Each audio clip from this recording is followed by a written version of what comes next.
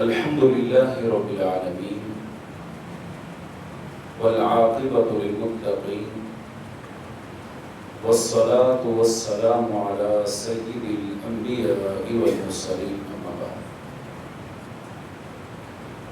بار ہے الکیل علی البائع والمعطی، ناپ تول کرنا بیچنے والے اور دینے والے کے ذمے ہے۔ عن جابر رضی اللہ عنہ قال، سیدنا جابر بن عبداللہ رضی اللہ عنہما سے مروی ہے، توفی عبداللہ بن عمرو بن حرام رضی اللہ عنہ وعلیہ دین۔ میرے والد حضرت عبداللہ بن عمر بن حرام نے جب وفات پائی تو ان پر کچھ قرض تھا۔ فاستعنت النبی صلی اللہ علیہ وسلم علی غرمائہ ان یدعوا من دینہ، لہذا میں نے نبی کریم صلی اللہ علیہ وسلم سے سفارش کرائی کہ قرض کا کچھ مجھے معاف کر دیں۔ فطلب النبی صلی اللہ علیہ وسلم الیہم فلم یفعلوا، نبی علیہ السلام نے ان لوگوں سے اس کے لیے سفارش کی تو لیکن انہوں نے منظور نہ کیا۔ انہوں نے کہا نہیں، ہم نے اپنا قرض لینا ہے۔ یہاں پہ یہ بات سمجھ لیں، ایک ہوتا ہے سفارش کرنا، ایک ہوتا ہے حکم کرنا۔ نبی علیہ السلام نے ان کو سفارش کے لیے حکم نہیں لگایا تھا۔ کیوں نہیں لگایا تھا؟ یہ حقوق العباد ہے، بندوں کے حقوق ہیں اور ان کو پورا کرنا انسان کے لیے لازمی۔ اس کی مثال آپ یوں سمجھیے، جیسے میں نے موقع پر بات کی تھی، یاد دہانی کے طور پر کر دیتا ہوں۔ حضرت مغیث رضی اللہ تعالیٰ عنہ اور حضرت بریرہ رضی اللہ عنہ، یہ دونوں غلام تھے۔ اب ان دونوں کی حالت غلامی میں شادی ہو گئی۔ قاعدہ کلیہ یہ ہے کہ اگر کوئی غلام آزاد ہو جائے تو اس کو اپنا نکاح قائم رکھنے میں اور ختم کرنے میں اختیار ہے۔ اگر وہ اسی شادی کو قائم رکھنا چاہے، برقرار رکھنا چاہے تو برقرار رکھ سکتا ہے، اور اگر اس کو ختم کرنا چاہے تو تب بھی اس کے پاس اختیار ہے۔ کیوں؟ ایک آزاد ہے، غلام۔ سیدہ بریرہ رضی اللہ تعالیٰ عنہ، ان کا رنگ صاف تھا اور حضرت مغیث رضی اللہ عنہ کا رنگ کالا تھا۔ حضرت بریرہ رضی اللہ تعالیٰ عنہ کیونکہ غلامی کی حالت میں انکار نہیں کر سکتی تھی، لہذا جب آزاد ہوئی تو انہوں نے نکاح ختم کر دیا، کہنے کہ میں نے اس کے ساتھ رہا۔ اب حضرت مغیث رضی اللہ عنہ کو بڑی محبت تھی حضرت بریرہ سے۔ بریرہ رضی اللہ عنہ آگے آگے، مغیث پیچھے پیچھے، مدینہ کی گلیوں میں رو رہے، بریرہ یہ کام نہ کرو، نکاح ختم نہ کرو۔ بریرہ سنتے نہیں، لوگ بھی دیکھتے تھے تو بڑا پریشان ہوتے تھے کہ یہی کیا معاملہ تھا۔ حتیٰ کہ نبی علیہ السلام نے بھی دیکھا، پھر آپ نے ایک دن بریرہ رضی اللہ عنہ کو اپنے پاس بلایا۔ آپ نے اپنا بریرہ چل جہاں دے دوبارہ بحال کر۔ بریرہ رضی اللہ عنہ کہنے لگی، اللہ کے رسول آپ کا حکم ہے کہ مشورہ ہے۔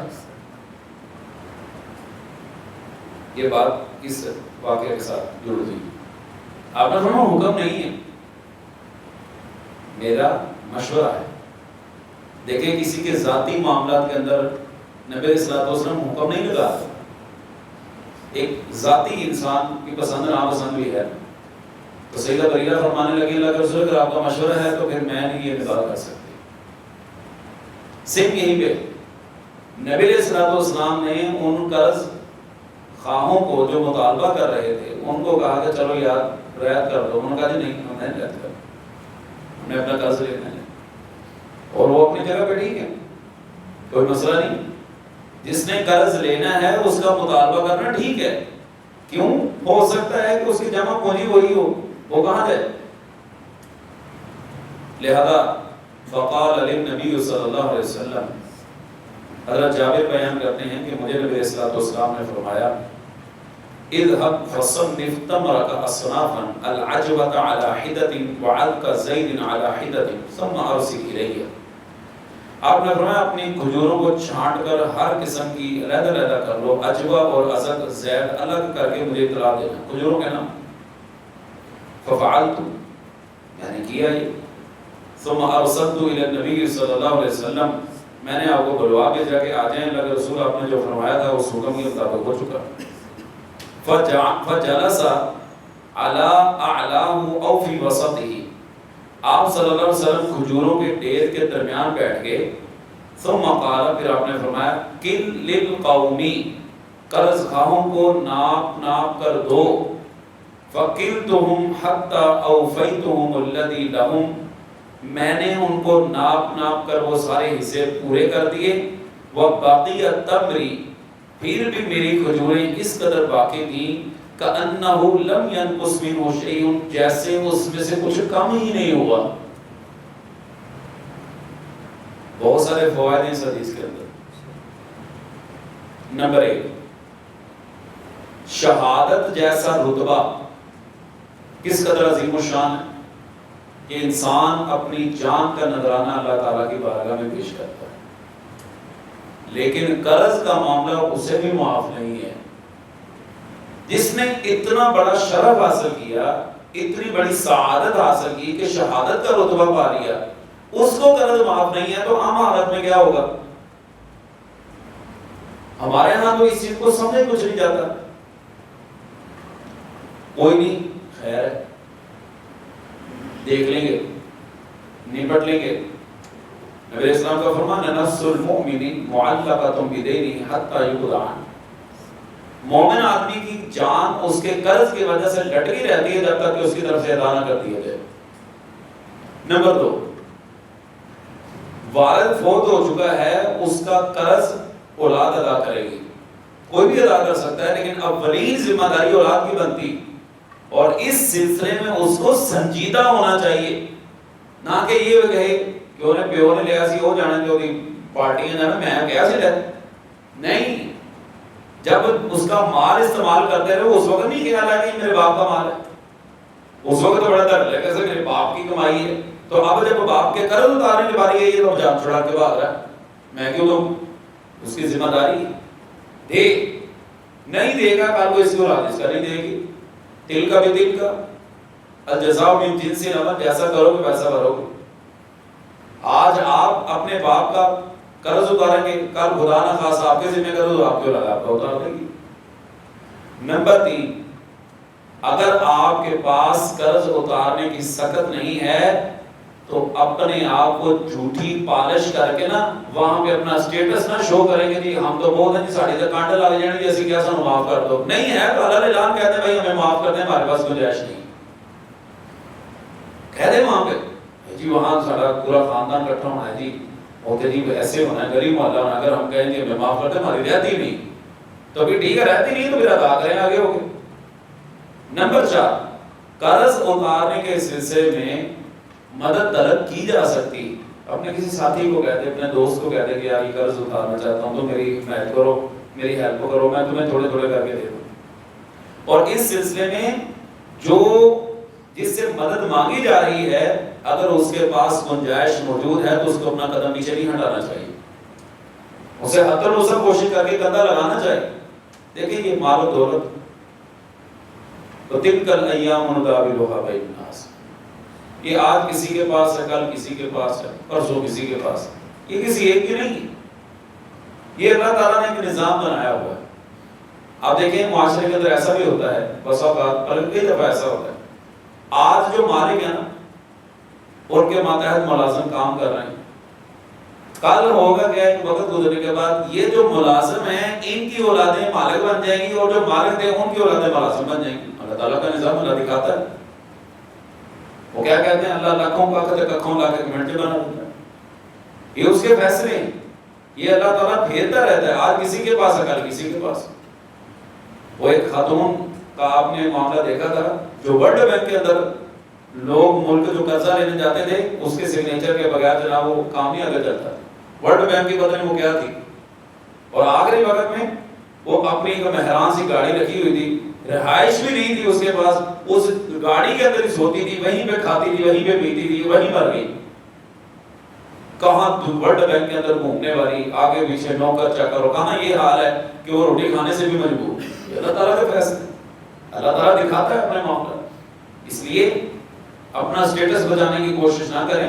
اگر آپ کے پاس نہیں ہے تو کہہ دیں کہ بھائی بات پہلی یہ ہے, ہمارے اندر اتنی سخت نہیں ہے, آپ سے گزارش کی جاتی ہے کہ آپ ہمیں معاف کر دیں. اگر وہ کہتا نہیں جی میں نے لینا ہے, تو وہ اس کے ساتھ معاملہ طے کر لیں کہ بھائی میں مجبور ہوں, تھوڑا سا تو میں تھوڑے تھوڑے کر کے دے سکتا ہوں, اس طرح دے سکتا ہوں, یا کسی اپنے دوست, اپنے یار سے, اپنے بھائی سے مدد لے سکتا ہے, اس میں کوئی گواہت بھی نہیں. نمبر 5, یہاں سے بھی پتہ چلتا ہے, جیسا میں نے پہلے عرض کر دیا ہے, کہ نبی علیہ الصلوۃ والسلام ایک بات بطور حکم کہتے ہیں وہ تو ماننا لازمی ہے, اور ایک بات بطور مشورہ دیتے ہیں تو لوگوں نے نہیں مانی. لوگوں کا نہیں کہ ہم نے قرضہ لینا ہے, تو جس کا جو حق ہے وہ حق رکھتا ہے لینے کا, لیکن اگر معاف کر دے گا تو بہت بہتر ہے, بہت بہتر ہے. نمبر 6, نبی علیہ الصلوۃ والسلام کا معجزہ یہاں سے ثابت ہو رہا ہے. اگرچہ بہت سارے ایسے لوگ ہیں جو نبی علیہ الصلوۃ والسلام کے معجزے تو ایک طرف ہیں, وہ قرآن کے اندر انبیاء کے ذکر کردہ معجزوں کو بھی تسلیم نہیں کرتے, جن میں سر سید احمد خان سر فہرست ہے. وہ معجزوں میں انکاری کی, کہتے یہ کیا کہتا ہے موسیٰ نے عصا مارا اور 12 راستے بن گئے, یہ جھوٹ ہے, ایسا کچھ بھی نہیں, اس کی تعویل کر جاتے ہیں. بہت سارے ایسے لوگ ہیں جن میں پرویزی بھی ہیں, چکڑالوی بھی ہے, اور اسلم جراج پوری ہے, اور اسی طرح یہ غلام احمد پرویز, یہ جو پرویزیت کا سرکردہ ہے. یہ بہت سارے احباب ایسے ہیں جو معجزات کے انکاری, وہ تو احادیث کو ایک سرے سے نہیں مانتے, بہت سارے ایسے. اور پھر اس کے بعد ہے نبی علیہ الصلوۃ والسلام کے معجزے. یہ وضاحت کھجوریں تھوڑی سی تھی جن سے چند لوگوں کا قرضہ اتارا جا سکتا تھا, لیکن آپ صلی اللہ علیہ وسلم کی تشریف آوری اور آپ صلی اللہ علیہ وسلم کا دست شفقت, یہاں سے یہ بھی پتہ چلا کہ جو بندہ منصب رکھتا ہے, مقام و مرتبہ رکھتا ہے, جس کو اللہ تعالیٰ نے ایک عہدہ دیا ہے, اللہ تعالیٰ نے ایک اختیار دیا ہے, اسے چاہیے کہ اپنے ماتحت افراد کا خیال کرے. نبی علیہ الصلوۃ والسلام فرما سکتے تھے جابر قرض تیرے باپ نے دینا تھا, تو جانے اب قرض کا جانے میں کیوں آؤں بیچ میں تو نہیں آتا. نہیں, نبی علیہ الصلوۃ والسلام نے اللہ تعالیٰ کے حکم پر, اللہ تعالیٰ نے جو آپ کو اختیار دیا تھا کہ معجزے کا ظہور آپ اللہ تعالیٰ نے کرایا, کہ وہ کھجوریں تھوڑی تھیں, سب کو دے دی گئیں, قرضہ بھی اتر گیا اور ان کے کھانے کے لیے بچ گئے.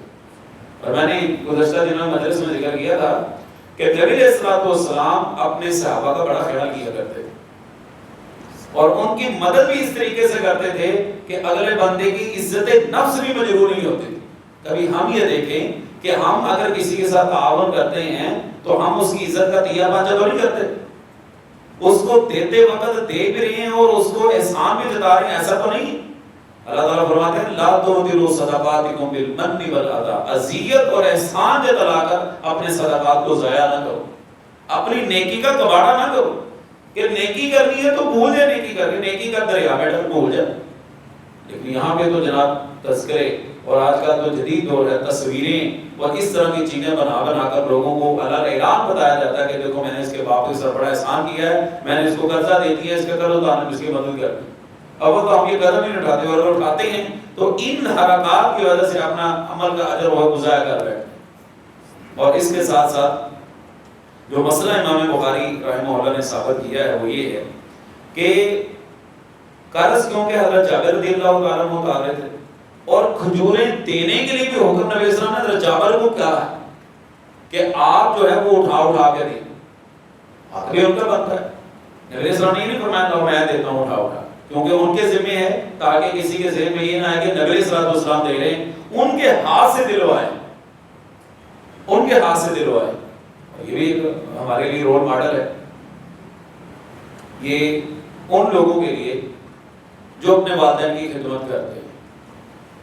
مثال کے طور پر آپ کے والدین ریٹائر ہو چکے ہیں, اب وہ نہ کوئی کام کرتے ہیں, آپ اپنے والد کو کوئی چیز لے کے دینا چاہتے ہیں, اس کا بہترین طریقہ کار کیا ہے, آپ بتا جائیں ان کو پیسے پکڑا دیں تاکہ وہ پیسے خود دیں, نہ کہ آپ یہ شو کروائیں کہ میں اپنے باپ کو لے کے دے رہا ہوں.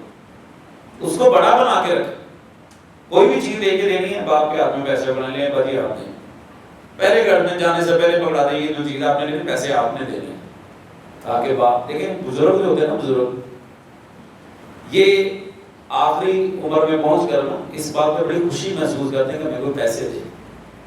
ہمارے استاد ہیں ایک بات بتانے لگے کہ ایک آدمی مجھے کہنے لگا میں ہفتے بعد اپنی امی سے ملنے جاتا ہوں, دوسرے بھائی کے پاس رہتی ہوں, تو وہ اتنا کوئی محبت سے نہیں ملتی. جاتے ہو کیا لے کے جاتے ہو؟ کہتے ہیں میں پھل فروٹ لے جاتا ہوں. کہتے ہیں اگلی بار جب جاؤ گے نا پیسے پکڑا کے آنا. پھل فروٹ نا ان کو پیسے پکڑا کے آنا. ٹھیک ہے. کہتا میں جاتے ہوئے پھل فروٹ بھی لے کے آؤ, جا پیسے بھی دیا ہے. اب کی جواب جب میں نے پیسے دیے تو تیور ہی بدل گئے, انداز ہی بدل گیا. انداز بدل دیا, جذبات بدل دی, وہ سارا کچھ ہو گیا. ماں بڑی خوش. کیوں؟ وہ چاہتے ہیں کہ اپنے ہاتھ سے خرچ کریں, پوری زندگی تو کر کے سربراہ رہے, اور وہ چاہتے ہیں ہماری سربراہی برقرار رہے اور ان کو رکھیں. یہ سربراہی آپ کو فائدہ دے گی, اسی میں برکت ہے. البرکۃ مع اکابرکم, نبی اسلام کا فرمان ہے برکت تمہارے بڑوں کی وجہ سے. رہنے دیں ان کے ہاتھ میں. آپ نے گھر کا سربراہ بن کے کیا کرنا, ان کو بنائیں, ان کو عزت دیں. بات بھی وہی آئے گی, آپ ان کو عزت دیں گے, کل کو آپ کی اولاد آپ کو عزت دے گی. ہونا کیا ہے, آپ نے نہیں خرچ کرنے, انہوں نے خرچ کر لینے. خرچ تو کرنا ہی ہے نا, تو ان کے ہاتھ سے کروا دیں. چھوٹی چھوٹی بس اوقات باتیں ہوتی ہیں وہ, لیکن ان کا معنی بہت بڑا ہوتا ہے اور اس کی حوصلہ افزائی اور اپریشیٹ جسے کرنا کہتے ہیں. ایک آدمی بتانے لگا, دوست کہتا بڑے بھائی میں نے نا موٹر سائیکل نہیں لا کے کھڑی کر دیجیے, میں نویں لایا. ایک بیٹے نے کیا کیا, اس نے موٹر سائیکل خریدنی تھی, اپنے باپ کو ساتھ لے کے گیا. وہاں پہ جو رقم تھی اپنے باپ کے ہاتھ سے دلوائی. وہ کہ ان کو یہ شو کروایا کہ یہ موٹر سائیکل میں اپنے پیسوں سے لے کر, میرا باپ مجھے لے کے دے رہا ہے. کیا قیامت آ جانی تھی اس میں, کیا اس میں ہمارے پنجابی میں کہتے کانا میلے بیٹھے لے جی, وہ باپ کے ہاتھ سے پیسے دلوائے, موٹر سائیکل نکالی, اور باپ کو کہا لو جی تسی چلا کے گھر لے کے جاؤ. وہ باپ کہنے لگا وہ باقی بیٹے میں گلے نے, انہوں نے تو ہوا بھی نہیں لوائی, یہ تو پیسے میرے ہاتھوں دوائی نے چلوا کو میرے کو لے کے آیا. کتنی دوائیں نکلی ہوں گی, کیا کیا آپ کا, کچھ بگڑ گیا, کوئی جسم کے اعضاء میں کمی آ گئی. عزت ہے نا, عزت افزائی ہے, یہ بڑوں کی ایک رسپیکٹ ہے, احترام ہے. اور کتنی اس بچے کے لیے ان کے لیے دل کے اندر دعائیں نکلی ہوں گی کہ اس میرے بیٹے نے مجھے عزت دی. تو نبی علیہ الصلوۃ والسلام نے یہاں پر حضرت جابر رضی اللہ تعالیٰ عنہ کو کہا کہ آپ نے یہ کھجوریں تقسیم کرنی, میں نے نہیں کرا. حضرت جابر رضی اللہ عنہ نے تقسیم کی. اس کے بعد باب ہے ما یستحب من الکیل, غلے وغیرہ کا ناپنا مستحب ہے. عن المقدام بن معدی کرب رضی اللہ عنہ, سیدنا مقدام بن معدی کرب رضی اللہ تعالیٰ عنہ سے روایت ہے کہ وہ نبی علیہ الصلوۃ والسلام سے بیان کرتے ہیں, آپ نے فرمایا کیلوا طعامکم یبارک لکم, غلہ ناپ لیا کرو, اس سے تمہیں برکت حاصل ہوگی. یعنی وزن کر لیا کرو, چیز کا وزن کرنا چاہیے. اور وزن کرتے وقت اگر کچھ زائد بھی چلی جائے تو اس میں کوئی مسئلہ نہیں. میں نے شاید آپ کو ایک واقعہ سنایا تھا, پھر ہے وہ لطیفہ ٹائپ اور المیہ بھی ہمارے معاشرے کا. کہتے ہیں کہ ایک بندہ دیہات سے آتا تھا اور وہ کریانے والے سے نا کوئی چیزیں خریدتا ہوتا, اور اس کے بدلے میں یعنی وہ مکھن یا گھی اس طرح کی چیزیں وہ نکال کے لے کے آتا, وہ دیتا اور اس کے بدلے میں راشن لے جاتا. اب جو لوگ گھی وغیرہ خرید کے لے کے جاتے, ایک دن کسی نے گھر میں جا کے وزن کیا تو اس کا وزن کم, مثال 1000 گرام ہے تو وہ ہے 850 گرام. وہ چیختا چلاتا آ گیا دکاندار کے پاس, آ کے کہنے لگا تم نے کیا 2 نمبری شروع کی ہوئی, تم نے فراڈ شروع کیا ہوا, تم لوگوں کو پیسے پورے لیتے ہو, چیز کم دیتے ہو. کہنے لگا جی میں تو وہ دیہاتی آدمی سے خریدتا ہوں, تو میں تو اب اس کی کلاس لوں گا, یہ میرا قصور نہیں. اب یہ بھرا پڑا, وہ دیہاتی جیسے چیز لے کے یہ پھٹ پڑا, تو 2 نمبر حرام کھانا, تم تیرے منہ حرام لگا, یہ کرنا تم, وہ کرنا تم. کہنے لگا ہوا کیا ہے, شرم نہیں آتی تمہیں, یہ تم جو ہے وہ گلا کام اپنا لے کے جاتے ہو پورا, اور یہ چیز تم کم دے کے جاتے ہو.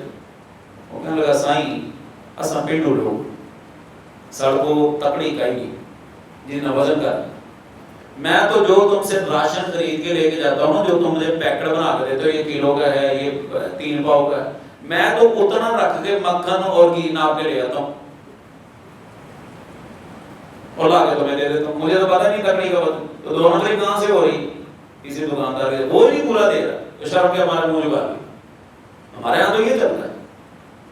اس لیے آپ نے فرمایا کیلوا طعامکم یبارک لکم, غلہ ناپا کرو، اس کے ذریعے اللہ تعالیٰ برکت دیتا ہے، اور اللہ دینے والوں کو دیتا ہے. بھائی سیدھی سی بات، جب انسان اپنا ہاتھ دبانے کی کوشش کرتا ہے نا، یہ کام خراب ہو جاتا ہے.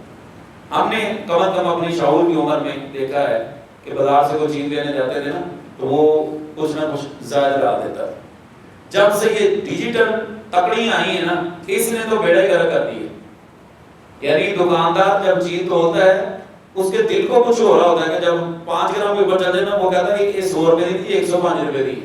وہ کہتا ہے یار چل 5 روپے چھڑ دے. نہیں کہنا ہے چھڑ دی، اور تکڑی کہنا ہے 105 بڑھ دے.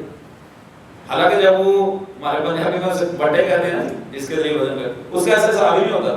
وہ چیز ڈالتا ہے، وہ خود اپنی طرف سے 2 چیزیں زائد پھینک دیتا ہے، چلو کوئی نہیں جھکتی ہے. اور نبی صلی اللہ علیہ وسلم کا فرمان بھی کہ جب تم کوئی چیز بیچتے ہو تھوڑی سی زائد ڈال دیا کرو. لیکن اسے ڈیجیٹل گھڑی نے تو بیڑے گرک کر دیا، وہ حوصلہ ہی نہیں رہا. پھر رہی صحیح کسر، ہمارے وہ لوگ جو چیزیں بیچتے ہیں انہوں نے اپنے ریٹ لکھ کے لگا دیے. دور سے بندہ دیکھتا ہے مڑ جاتا ہے. پہلے ہی ہوتا ہے لوگ کھڑے ہوتے ہیں، بحث مباحثہ کرتے ہیں، ریٹ طے کرتے ہیں، چلو پتہ چلتا ہے بندہ کوئی چیز خرید رہا ہے. وہ دور سے دیکھتا ہے اتنا ریٹ ہے، کہتا نہیں یہاں سے لے. یہ بہت ساری چیزیں ایسی آ چکی ہیں جس نے ہماری تجارت کو پیچھے ڈال دیا ہے. ہر بندہ اپنی جگہ پہ جو رونا روتا ہے نا، اس کے پیچھے کچھ نہ کچھ اسباب ہے. ان اسباب پہ غور کریں. پھر آپ دیکھیں کہ کیسی ہاتھ کی صفائی نظر آتی ہے کہ ایک آدمی، آپ اپنے ہاتھ سے چیز خریدتے ہیں، فروٹ وغیرہ سبزی وغیرہ. عام طور پر فروٹ کے اندر یہ 2 نمبری کی جاتی ہے کہ آپ اپنے ہاتھ سے چیزیں خریدتے ہیں اور بیچنے والے نے شاپر بھی رنگ دار رکھا ہوا ہے، یا کالے رنگ کا یا نیلے رنگ کا، کیونکہ 2 نمبری کیوں کرنی ہے اس نے. اب آپ اپنے ہاتھ سے توڑ کے اس کو دیتے ہیں ڈال کے، وہ تولتا ہے، اور تولتے وقت جب شاپر کی گرہ لگانے لگتا ہے اس وقت میں ایسا کڑپچو بھیجتا ہے کہ جو داغی قسم کا سامان پڑا ہے وہ اٹھا کے آپ کو دے دیتا ہے. اور آپ جب گھر آ کے بولتے ہیں، آپ کہتے ہو ہوا 200 کی شاید میں 300 روپے کی. اور اگر آپ دوبارہ اس کو کلیم کرنے جائیں گے، وہ کہے گا بھائی میں ہاتھ لایا سی، تسی اپنے ہاتھ آنا پائی، تسی جانو تو تہاڈا کام جانا. یہاں پہ حیران کن بات یہ ہے، وہ ظالم آدمی، تم نے جو صحیح سالم سامان رکھ لیا وہ تم نے گھر لے کے جانا ہے، وہ بیچنا نہیں تم نے، وہ بیچنا نہیں. یعنی پھر رونا روتے ہیں کہ ساریاں پوریاں نہیں پہنی ہیں. بھائی پوری کیسے پڑے؟ 2 نمبری تو کی ہوئی ہے، 2 نمبری تو کی ہے. تجارت کے اندر یہ چیزیں انسان کو واپس سے کچھ ڈال دیتی. پھر انسان رونا نہ روئے کیونکہ اس کے اپنے ہاتھوں کی کمائی. لیکن جب انسان، ہمارا ایک دوست ہے وہ کہتا ہے کہ کسی دور میں یہ قانون تھا تجارت کا کہ سیل بادشاہ ہے. یعنی جتنا بندہ مال سیل زیادہ سے زیادہ کرتا ہے نا، یہ بندہ بڑا کماؤ ہوتا ہے. اب لوگ سیل کی طرف نہیں، اب ہر بندہ نفع کی طرف ہے، میں زیادہ سے زیادہ کمائی کروں. ہول سیل میں آدمی بیچتا ہے، وہ کہتا ہے کہ مجھے 5% کی کمائی ہو رہی ہے، کہتا بہت راحت ہوں جناب، مال کھا کے سوتے ہیں. اب وہ بھی کہتا ہے کہ مجھے 50% کمائی ہونی چاہیے، نفع کی طرف بھاگ رہے ہیں. نتیجہ کیا؟ پوری نہیں بڑھ رہی. وہ لوگ جو اپنا مال، دیکھیں جتنا مال زیادہ سیل ہوگا نا، جتنا مال سیل ہوگا اتنا اکائیوں میں تقسیم ہوتے کتنے لوگوں کو فائدہ ہوگا. اور جب آپ نفع کی طرف پڑھیں گے تو آپ مال، تھوڑا سا آپ کا مال بکے گا، اس کی معاشرے کے اندر سرکولیشن نہیں ہوگی. اسی وجہ سے ہم رونا روتے ہیں. باہر کا اللہ تعالیٰ ہمارے حال پہ رحم فرمائے. اللہ تعالیٰ ہمیں دین کی صحیح سمجھ عطا فرمائے. اور اللہ تعالیٰ صرف زبان کی حد تک نہیں، مسجد کے حد تک نہیں، دین سننا اور دین کے عمل کا جذبہ کرنا، عمل بھی اللہ تعالیٰ ہمیں اس بات کی توفیق دے. ہم اپنے بازاروں میں، اپنے گھروں میں، اپنے محلوں میں، اپنے دفتروں میں، اپنی دکانوں پر یہ دین کا جو معاملہ ہے اس پر عمل کرنے والے بنیں، اس سے سستی اور راہ فرار اختیار کرنے والے نہ بنیں. اللہ تعالیٰ ہمیں اپنا مطیع و فرمانبردار بنائے. وآخر دعوانا